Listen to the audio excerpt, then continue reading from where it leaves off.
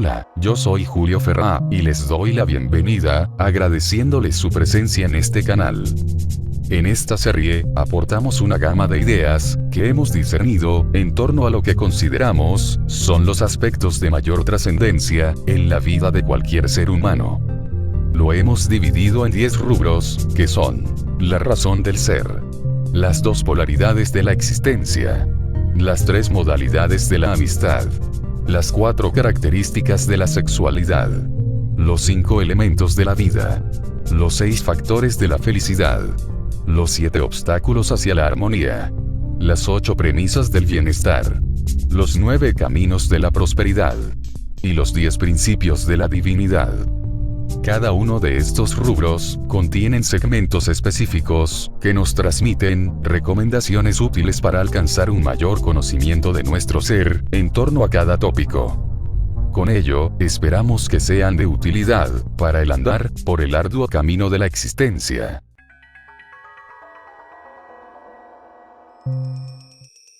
La única razón del ser.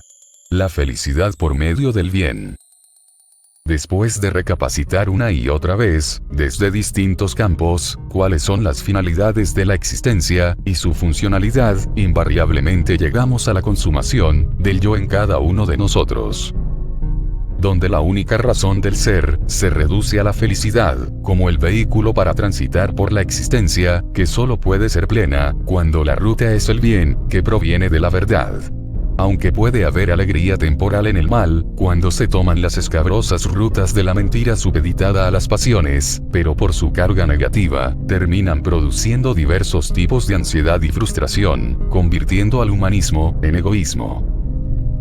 También existen acciones desaprobatorias, que conllevan a producir alegría, como el caso de los personajes que roban para otorgarlo a los que lo necesitan. Esto puede parecer útil, pero en realidad, no beneficia a ninguno, pues al despojado, le merma la confianza, orillándolo a ser más egoísta. Al usurpador lo condiciona a una cadena de reacciones que le acarrean calamidades. Y al beneficiado lo convierte en dependiente, pues el recibir provecho sin haberlo ganado, fomenta la pereza, y el individuo se forja como inútil e improductivo.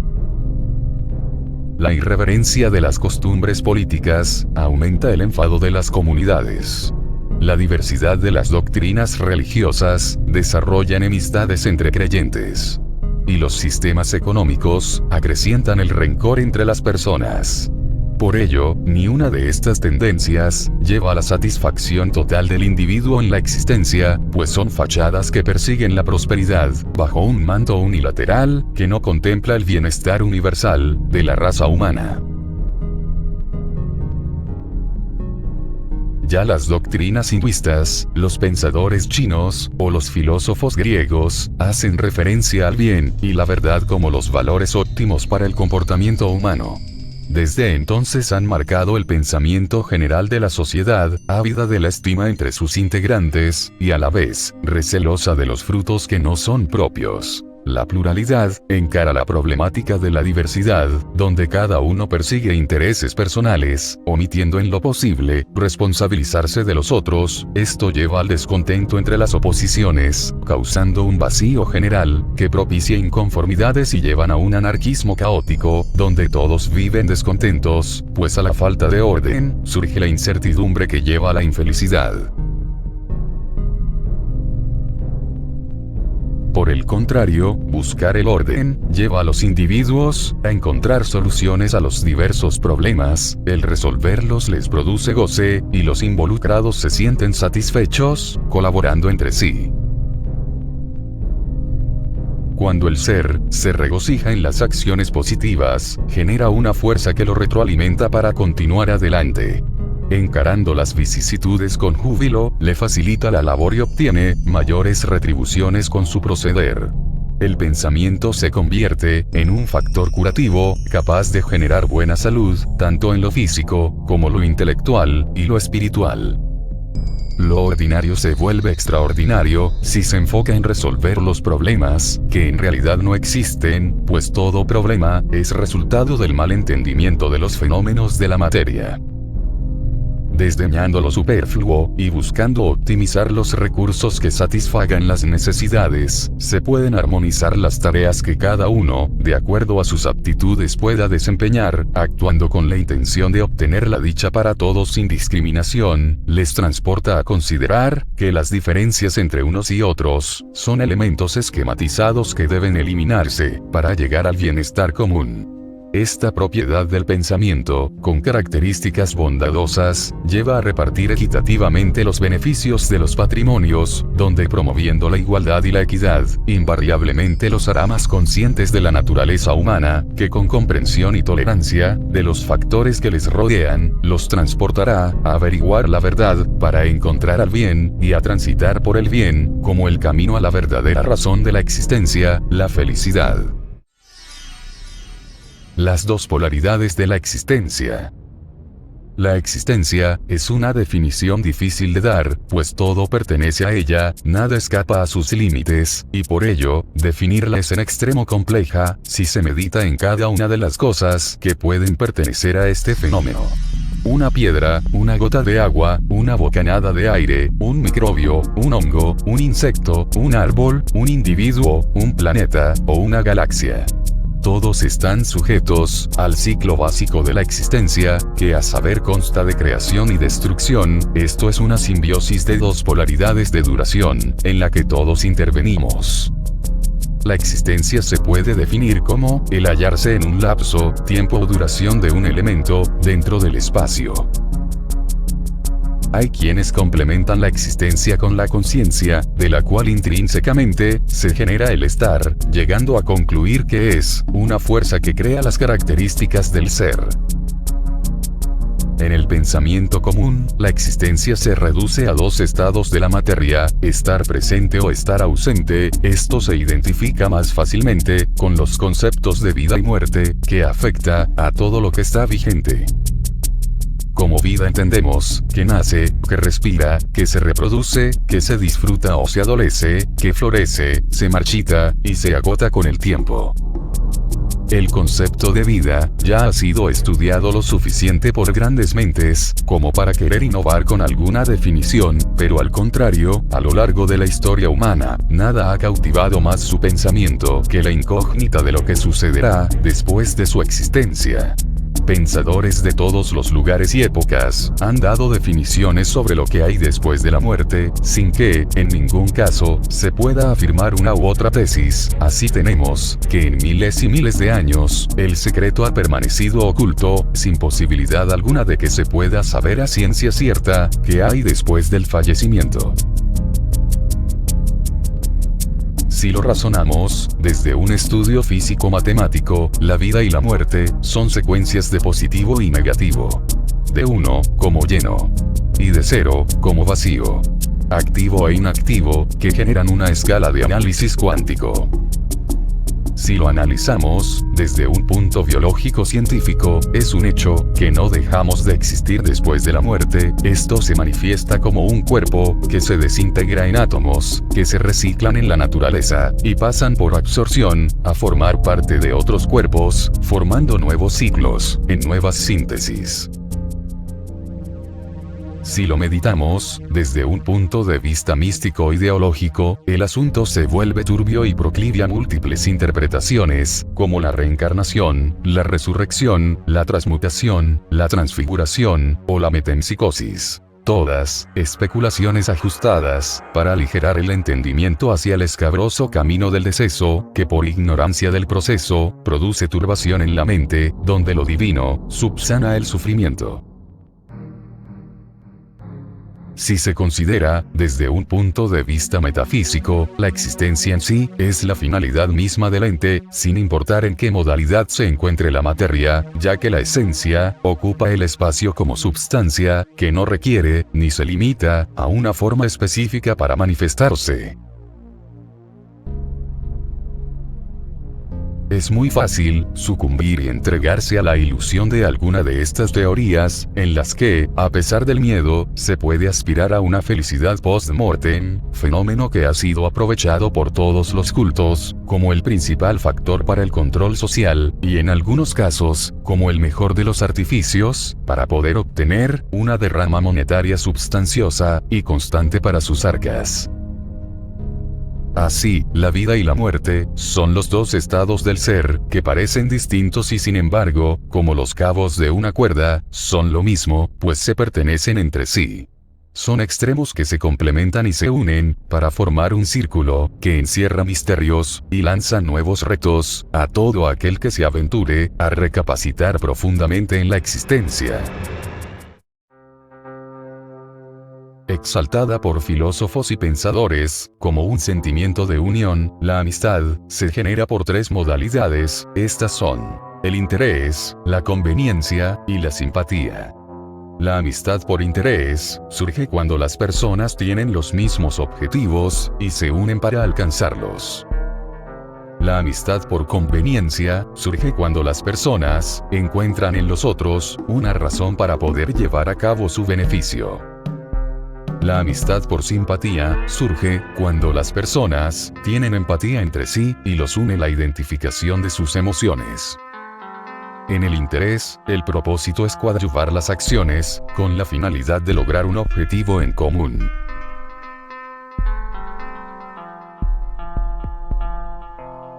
En la conveniencia, la intención es obtener un favor que no siempre es imparcial o benéfico para todos.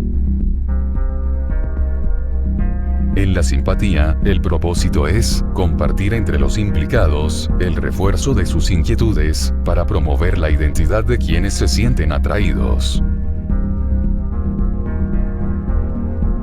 En estas acciones, cuando existe la equidad y la bondad, es común que la gracia alcance a las partes que participan.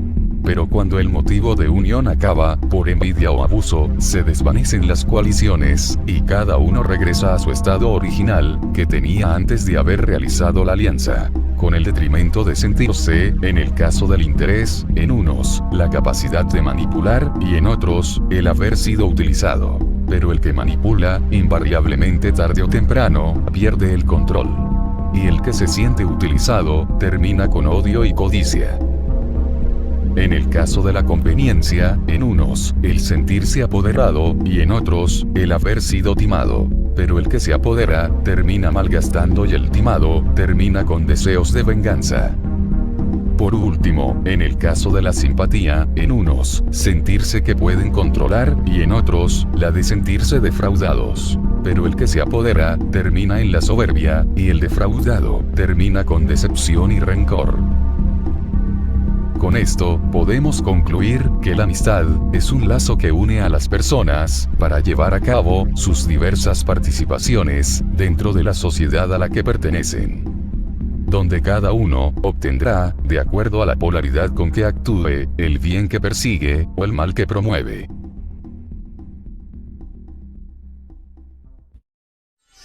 Las 4 modalidades de la sexualidad. La sexualidad suele ser mal entendida, en ocasiones se toma como preámbulo al amor, y en ocasiones se interpreta como perversidad demoníaca. No es ni una ni otra, y aún así, tiene algo de ambas. En realidad, la sexualidad obedece más a un sistema biológico que dicta en cada uno el instinto natural de conservación de la raza humana. La sexualidad no es el amor, pero sin embargo, promueve la unión de los seres, para llegar a la culminación del amor, pues lleva a la procreación de los hijos, en los cuales se manifiesta el más profundo cariño. La sexualidad no es una perversión demoníaca, pero sí contiene algo de libertinaje en la realización del acto. Pues el desenfreno mismo está implícito en el intercambio de emociones, que la llama de la fogosidad aviva en cada encuentro.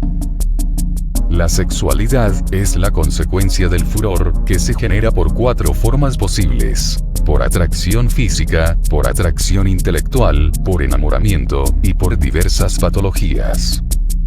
La sexualidad por atracción física surge del encanto por las formas y la manera en que se revisten para producir erotismo, seduciendo por medio de artilugios propios de la magia, que atraen el interés de poseer un cuerpo que se percibe como encantador.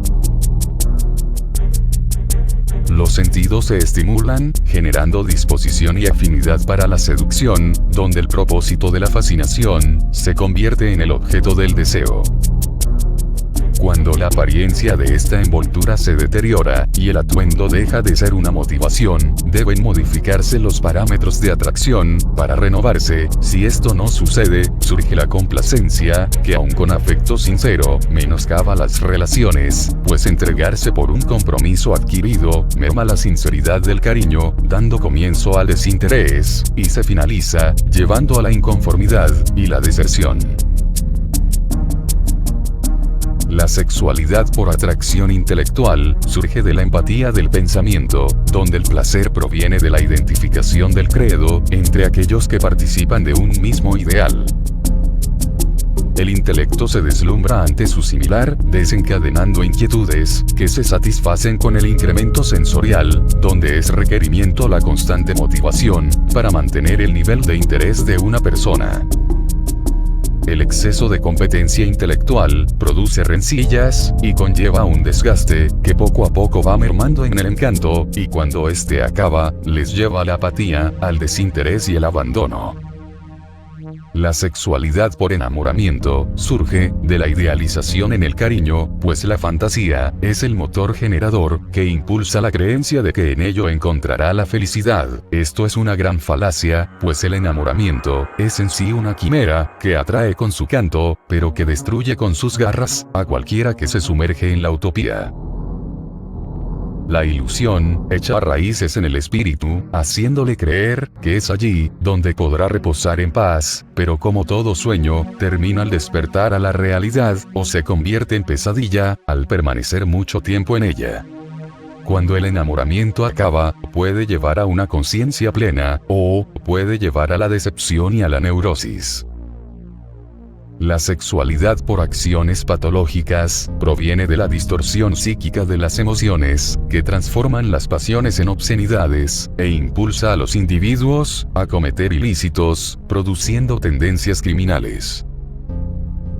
En el mejor de los casos, el más ligero, el de los voyeristas, que son los que encuentran gran placer con solo observar sin alterar las cosas. Les siguen los fetichistas, que toman una prenda para interactuar con ella, produciendo solo precario goce transitorio. Y en el peor de los casos, la violación, que sin consentimiento, mancilla la mente y profana el cuerpo, llevándole incluso en el caso de los necrófilos, a producir la muerte, o tomar un cadáver para obtener placer.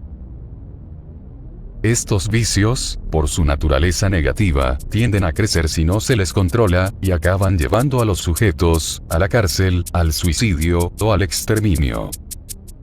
Así tenemos que la relación sexual lleva al coito, y el pináculo de este lleva a la procreación, acto que depura a los seres para hacerlos juiciosos de lo mágico que es la vida. Nace entonces el sentimiento que lleva a comprender que la responsabilidad por mantener una sana armonía entre los individuos es el auténtico amor, que no depende de cuerpos esculturales ni de modas que suelen ser pasajeras, que no se basa en capacidades intelectuales, ni fantasías eróticas, pues estas tienden a desvanecerse.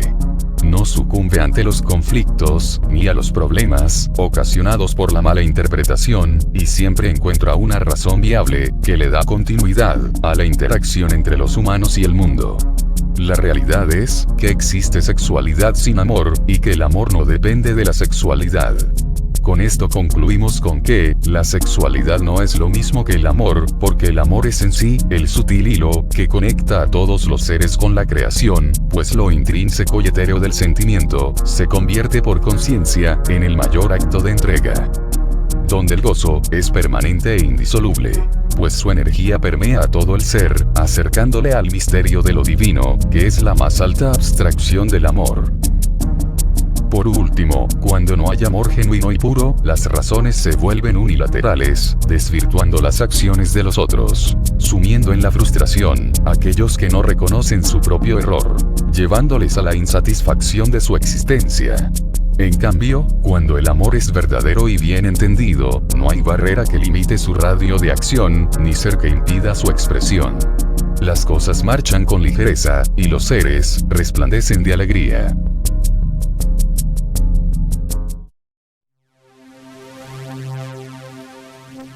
Los 5 elementos de la vida. Desde la antigüedad, se creía que agua, aire, fuego y tierra eran los elementos que conformaban la vida. Hoy día, ya se sabe que los elementos fundamentales son carbono, hidrógeno, oxígeno y nitrógeno, cadena a la que se le llama CHON, por las primeras letras unificadas. Estos elementos, al combinarse con otros, conforman moléculas como el agua, el aire, el fuego y la tierra, pero aún para la vida, se requiere de la luz, con la que se conforma el ciclo vital de todos los seres. Y aunque explicar estos procesos implicaría extenuantes cursos de química, biología y física, intentaremos aclarar sencillamente esta correlación. Veamos algunas referencias de estos elementos, y cómo cada uno aportan su energía en la constitución de la vida. El ciclo del agua. Es sencillo de comprender si apreciamos la naturaleza, pues el líquido, evaporado por el calor de la luz, tiende a dispersar sus moléculas, que suben conformando nubes, que al aglomerarse y enfriarse por las alturas, se condensa y vuelve a su estado líquido para precipitarse, en pequeñas gotas de lluvia, o en estado sólido, como el granizo y la nieve. El agua. H2O. Producto de la fusión de hidrógeno y oxígeno, conformándose cuando es en estado puro, en un líquido con la propiedad de no tener color, ni sabor, ni olor. Cuando se acumula, en lagos y mares, se convierte en un enorme espejo, que refleja el color que le rodea, adquiere salinidad del terreno que la contiene, y de los diversos elementos que se encuentran en su interior, conformando un agua no apta para el consumo humano, pero sí para la supervivencia de otros seres. Pero resulta que el aire también contiene agua, pero con sus moléculas muy separadas entre sí, es decir, en forma de vapor, ocupando el 3% del total del aire en la troposfera, mezclado con otros elementos, como el nitrógeno que ocupa el 78% de su volumen, el oxígeno puro en 21%, argón en un 1%, dióxido de carbono, neón, criptón y helio, en el porcentaje restante, que varía según la altura. Contrario a lo que muchos piensan, no son las plantas las que producen más oxígeno, de hecho, ellas compiten contra los animales por el preciado gas, de día absorben dióxido de carbono, y por las noches absorben oxígeno. Es en los mares, donde se producen mayores cantidades de oxígeno, que está en el aire, proveniente de millones de plantas microscópicas, llamadas fitoplancton, que con un ciclo de vida muy reducido, producen la mayor parte del oxígeno que respiramos. Sin olvidar la aportación de la fotosíntesis de las cianobacterias, que al no requerir oxígeno, lo liberan a la atmósfera.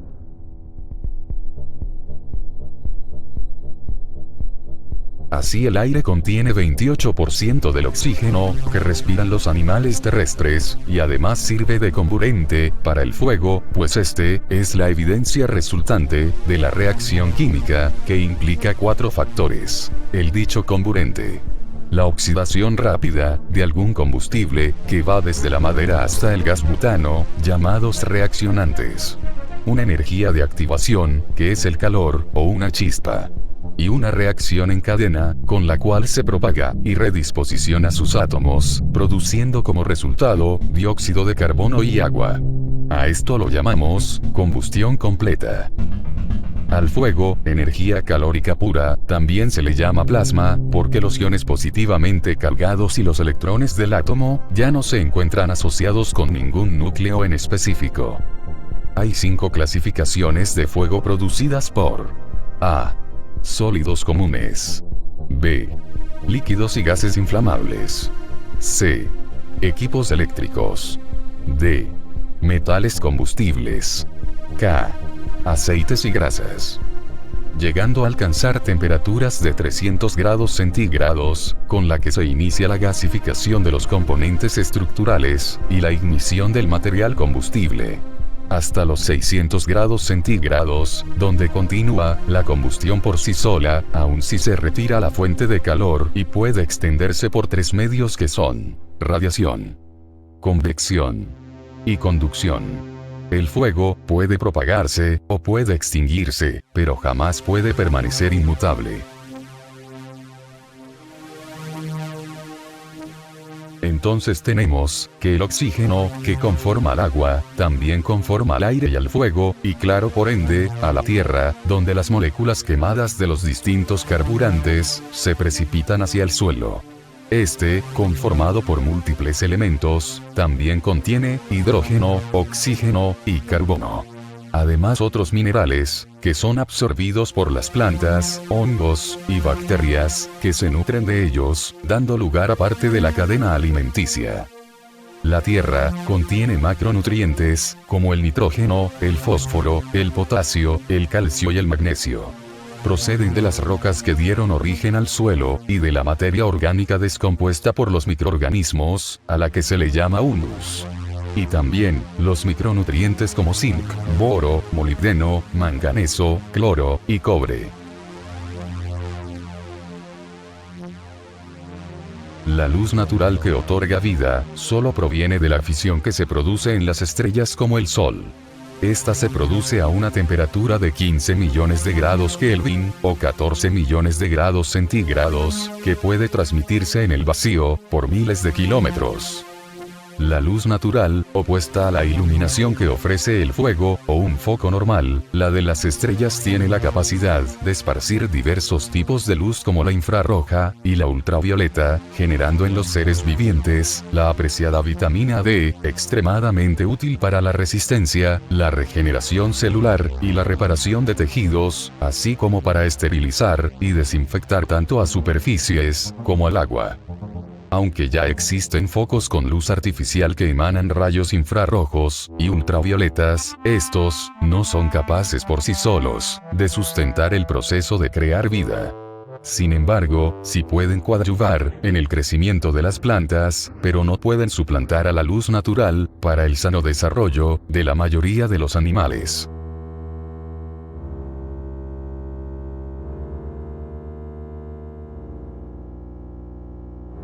Con todo esto, podemos afirmar que estos 5 elementos son los esenciales para la vida, aunque claro, cuerpos complejos como los de los animales requieren de muchos componentes más. Los 6 factores de la felicidad: bueno, malo, amor, odio, vida y muerte. La felicidad, afirmarían algunos, es el fin último al que debe aspirar la humanidad, pues es el estado donde reina la armonía entre cuerpo y mente.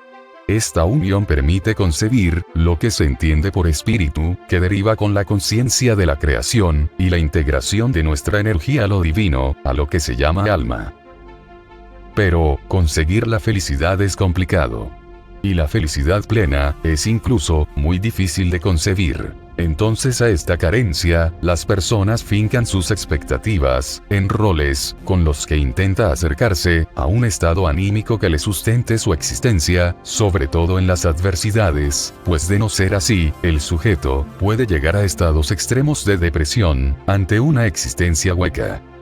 Para evitarlo, llenamos este vacío con conceptos que inducen a acciones que determinan grados de bienestar o malestar, donde lo bueno es sinónimo de dicha, de amor y de vida, y lo malo es sinónimo de sufrimiento, odio y muerte. No podemos negar que estas relaciones sean acertadas, pero sí podemos afirmar que el error está en considerarlas con una polaridad específica de positivo a lo bueno, y de negativo a lo malo, pues de mantenerlo así, es no entender los ciclos de la existencia de la materia y el tiempo, pues somos seres que se desarrollan y evolucionan. Afirmamos pues, que las connotaciones, bueno, malo, amor, odio, vida y muerte, se invierten cíclicamente, pasando de uno a otro estado, en diversas etapas de su existencia, donde, cada fase, se transmuta en el opuesto, dependiendo del ajuste del elemento, a la etapa en que se está disponiendo.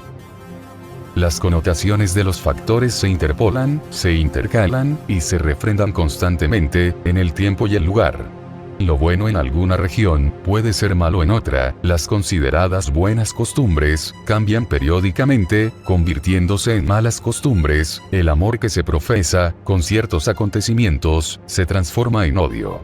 Y el odio, constantemente en el pensamiento, termina asimilándose y transformándose en amor.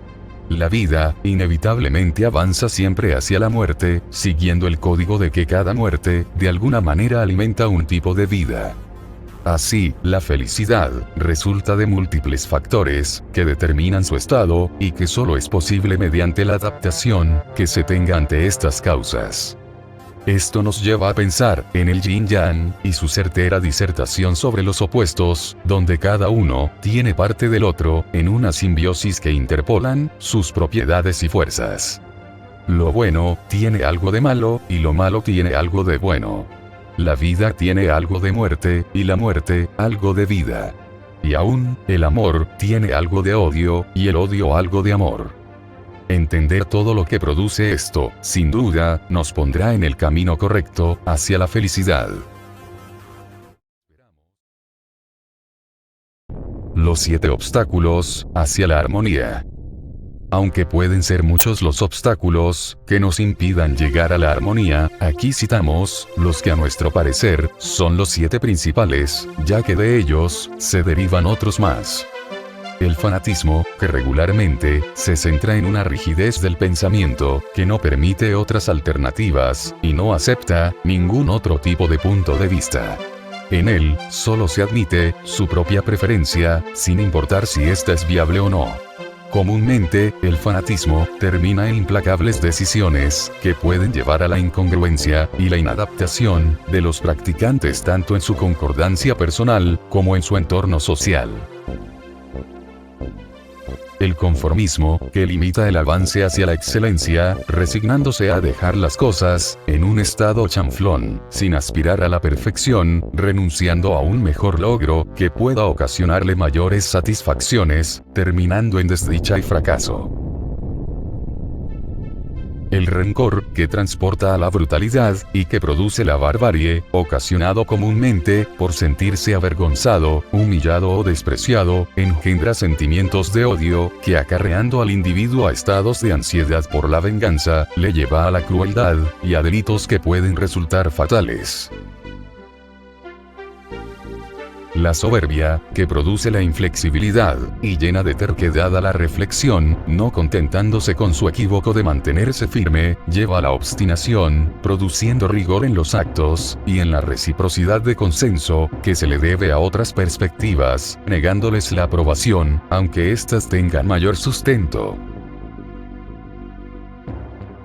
La pereza, tanto en la gestión como en la acción, empuja a aquellos que no se esfuerzan a no alcanzar las metas previstas, dejándolos en franca desesperación ante las carencias que les provoca su propia inconstancia, orillándolos a la apatía y su ociosidad, al desempleo y la miseria.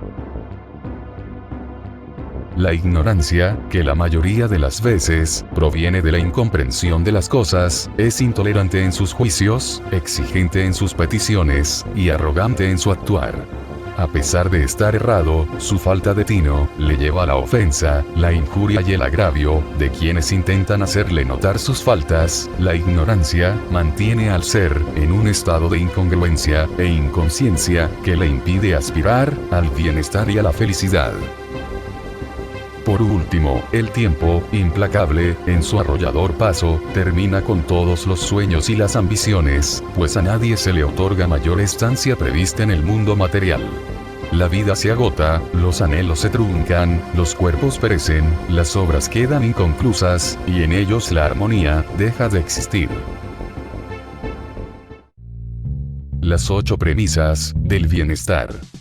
El bienestar es sin duda la aspiración de todos los seres, pues no hay uno solo sin traumas que busque autodestruirse, sino al contrario, se unifican entre sí para reproducirse y preservarse. Aunque no son las únicas, sí son algunas de las más trascendentes para alcanzar la bienaventuranza. El yo, sin ego falso. Aceptar que es posible equivocarse y que no siempre se está en lo correcto es lo más saludable. pues la verdad puede tener variantes, según la perspectiva con que se manifiesta. Muchos cometemos errores, y a pesar de ello, nos aferramos a querer tener la razón. Esto solo demuestra una particular carencia de empatía con quien se debate, que puede ser subsanada, si tenemos la delicadeza de reconocer nuestros equívocos, la fuerza para afrontar los fallos, y la humildad para ofrecer disculpas, si es el caso. Aunque el ego es un motor de impulso en el ser, el yo con egoísmo es imperfecto, lisiado e imposibilitado para amar. Al contrario, el yo con un ego sano lo lleva al llamado superego, que es capaz de enfrentar cualquier inconveniente de la vida, es capaz de resolver satisfactoriamente cualquier problema que se le presenta, y está preparado para evolucionar sereno y armónicamente en la existencia. La salud. Sin salud, no es posible casi nada. El cuerpo se encuentra inhabilitado para llevar a cabo labores, la mente no asimila soluciones, y el espíritu se tambalea entre la vida y la muerte. El ser con buena salud es amable, jovial y accesible. Ante cualquier vicisitud, siempre responde con entusiasmo, pues valora su estado, y se esfuerza por continuar en concordia con todo lo que está a su alrededor. La familia. La familia es la cúspide de los valores humanos, es donde se integran los más altos afectos, y es el más precioso de los regalos de la naturaleza. Una familia rota comúnmente se llena de frustraciones, y sus integrantes se disuelven en apatías y tristezas. Se producen desavenencias y rencores entre sus miembros, llevándoles a conflictos que requerirán inmediata atención psicológica. Por el contrario, buscar soluciones para integrar a los familiares siempre será la mejor alternativa, pues la presencia de problemas solo es posible resolverlos mediante el diálogo franco y cordial, que logrará la armonía y el avance hacia una felicidad plena de sus integrantes.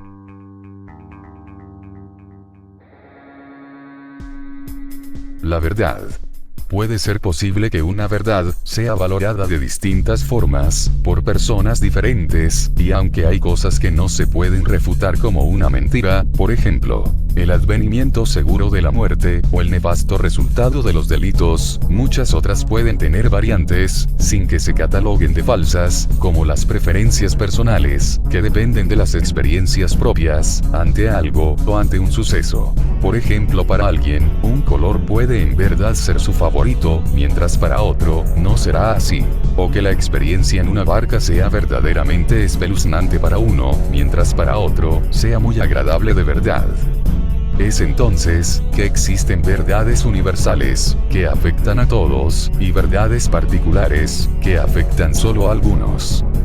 Así, lo más prudente es el análisis de la propiedad de tal verdad, y cómo ésta es interpretada, pues muchas de las veces, algunas personas llegan a discrepancias al defender su posición particular ante una verdad en específico, que puede no ser apropiada para nosotros, pero tampoco relevante o influyente en otra persona. Reconocer el derecho de otros a escoger sus preferencias, y a respetar sus decisiones, nos llevará a una convivencia sana y armónica. La economía, que mantiene el cobijo, la alimentación, y por ende la salud. Pues un cuerpo sin protección, y mal alimentado no es saludable, y termina con enfermedades, que requieren atenciones especializadas. Aunque la economía no es un fin, sí es un medio para alcanzar estabilidad emocional, pues las carencias regularmente producen inseguridad, desequilibrio y malestar en el individuo, al cual lo torna a ser propenso a cometer algún ilícito para solventar sus necesidades. Si esto sucede, puede empeorar su situación, llevándole a costumbres maliciosas que le acarreen mayores conflictos, tanto financieros como penales. La planeación. Sin planeación, no hay método y se puede perder el objetivo deseado. La planeación favorece las empresas emprendidas y resuelve los posibles conflictos que se puedan exhibir. Soluciona problemas antes de que se puedan presentar. Obtiene provecho de los errores cometidos y siempre encuentra alternativas propicias para el progreso de sus logros. La dedicación. Haciéndola una costumbre, produce el hábito de bien lograr las metas, inculca la responsabilidad de realizar positivamente las labores, haciendo de las personas que la practican cotidianamente, seres nobles, que ejecutan su actuar, en pro del bien común, benéfico para ellas, y para quienes les rodean. Quien se dedica en tiempo y forma, comprometido con su comunidad, se transforma en un alma noble con sensibilidad, que es apreciada e indispensable para el desarrollo social. Se regocija en su trabajo, lo refina, especializándose cada vez más. Es respetado, admirado, y además, incrementa sus ganancias.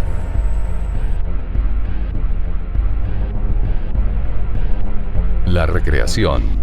Como la misma palabra lo dice, volver a crear, es el evolucionar dentro del espacio, cambiar constantemente de un estado a otro, donde el esparcimiento da cabida a nuevas motivaciones, donde se despliegan nuevas emociones, venerables virtudes, y benévolas complacencias. En cambio, el espíritu envanecido sin sensibilidad, sin alegría y sin diversión, se torna hosco, seco, malhumorado, y termina en un extravagante estado yermo, el cual cae en un profundo pozo de desolación, fastidio y apatía, que poco a poco lo transforma en estéril. También la recreación personal, de pareja o en colectivo, no se limita a la diversión, sino que incluso alcanza a las actitudes y aptitudes de cada uno, llevándolos a nuevos y loables estados de ánimo, llenos de arrojo moral, que si bien pueden ser diferentes a los ya experimentados, igualmente pueden ser armónicos y benéficos.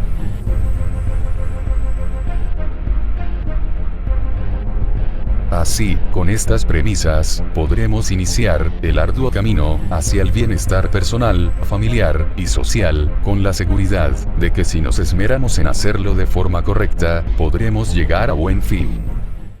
Los 9 caminos de la prosperidad.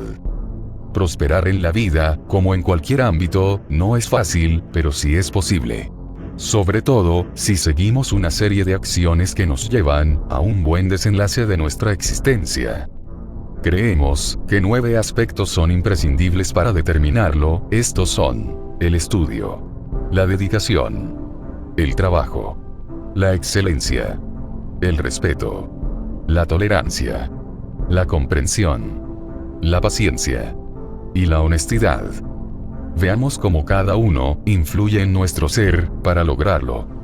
El estudio. Capacitarse no es perder el tiempo, es mejorarlo, pues el análisis y comprensión de un conocimiento nos lleva a su fácil realización. El estudio es la base del progreso.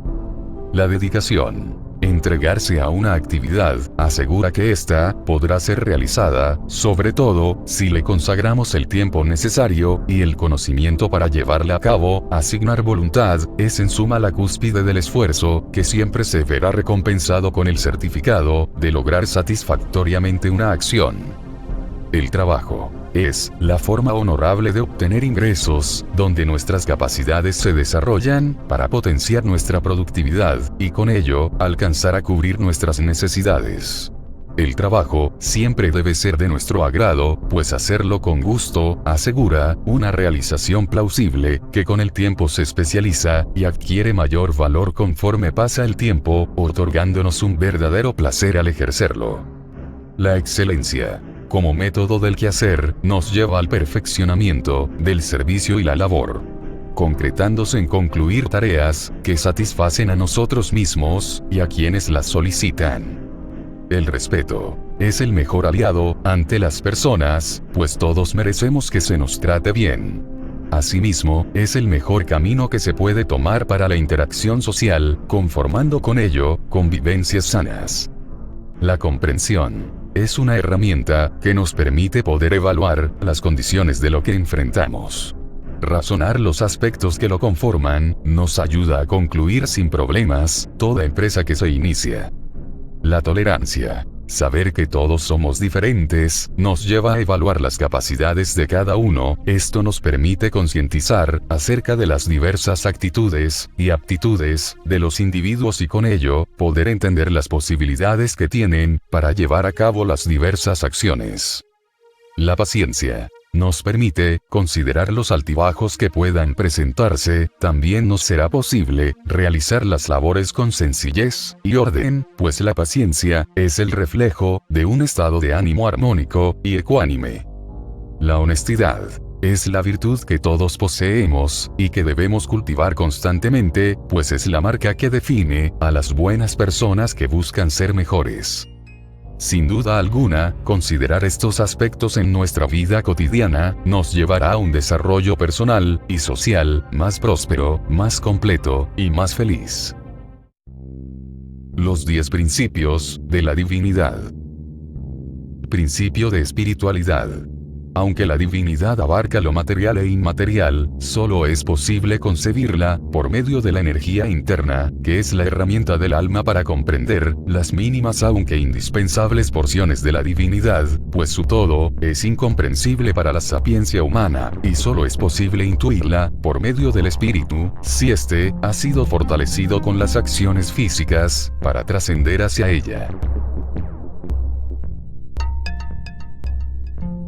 Principio de conciencia, que en sí es la sublimación del pensamiento, pues solo éste, cuando es noble, dispuesto al entendimiento, y aunado a una intuición sensible, nos puede proporcionar acceso a la voluntad de mejorar la comunión con la creación universal. Principio del alma inmortal. Solo por medio del espíritu virtuoso, es posible entender las cualidades del alma, como una parte indestructible e ínfima de la divinidad, que habita en todos los seres, proporcionándoles la energía para la vida y su continuidad en la existencia. Omnipresente. Por ello, está en toda la creación, en todo lo que existe, y aún en lo que existirá. Por la combinación de dos recursos, recrea nuevas formas, nuevas substancias, llenando cada espacio, y aun el vacío es parte de ella. Omnisciente. Es sabia, erudita y bondadosa. No castiga, sin embargo deja que el mal llegue, para enseñanza de quien erra. No comete injusticias, pero permite que la justeza actúe sin clemencia. Atemporal. El tiempo no la conforma, más bien, la divinidad conforma al tiempo, lo regula y lo compensa. Su pasado es indefinible, su presente continuo, y su futuro infinito. Sublime. Alberga lo más elevado y glorioso, pero también lo más obscuro y terrorífico, abarca todos los pensamientos, todos los sentimientos y todas las acciones. Está en lo más pequeño, y en lo más grande. En lo bueno, y en lo malo. Es positiva, y negativa, actuando en concordancia, para equilibrar la energía, que habita en todo. Majestuosa. Solemne y fastuosa. Toda representación de ella es insuficiente, y todas las palabras no pueden definir su grandeza. Admirable e incomprensible, se vuelve indescriptible para la razón. Solo el verdadero amor puede acercarse a interpretar su magnificencia. Como principio. De ella nace todo, pues es quien ignición a la creación, es la descarga que genera la energía, es el comienzo del camino en el mundo material, e iniciación de los seres. Como fin. A ella va todo, pues con ello se permite la evolución y renovación de los ciclos, es el fin del camino en el mundo material, y la conclusión de los seres. La divinidad no es el viejo de barba blanca, que se representa icónicamente en los altares, no es una virgen rodeada de un halo de santidad, tampoco es la desgarradora presencia de un crucifijo, o grotescos demonios y querubines. Esas imágenes, aunque equívocas, solo son la idealización de una Trinidad conformada en Dios, para su más fácil traducción, en una vana interpretación. No es la naturaleza como la observamos, aunque natura sea su mejor retrato. La divinidad, especialmente para mí, es la materia, la energía, y la esencia de las cosas, es la fuerza, que las anima y las alienta.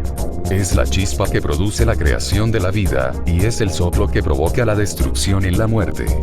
Es todo lo conocido, y es todo lo desconocido, que no podemos imaginar. Esperamos que sea de su agrado. Julio Ferrá les desea lo mejor.